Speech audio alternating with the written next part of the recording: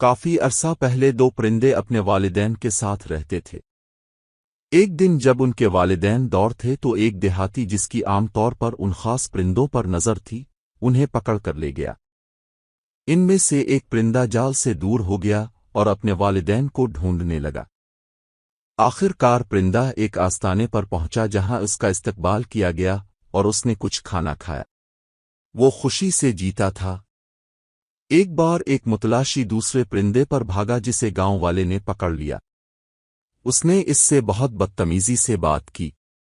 بات کرنے والے پرندے کو دیکھ کر وہ چونک گیا لیکن ساتھ ہی اس کے برتاؤ سے ناراض بھی ہوا۔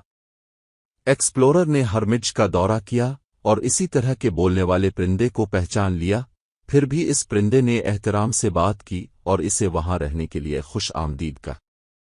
کہانی کا اخلاقی سبق: اچھی صحبت میں رہنا ہمیں اچھا سلوک کرنے کا طریقہ فراہم کرتا ہے۔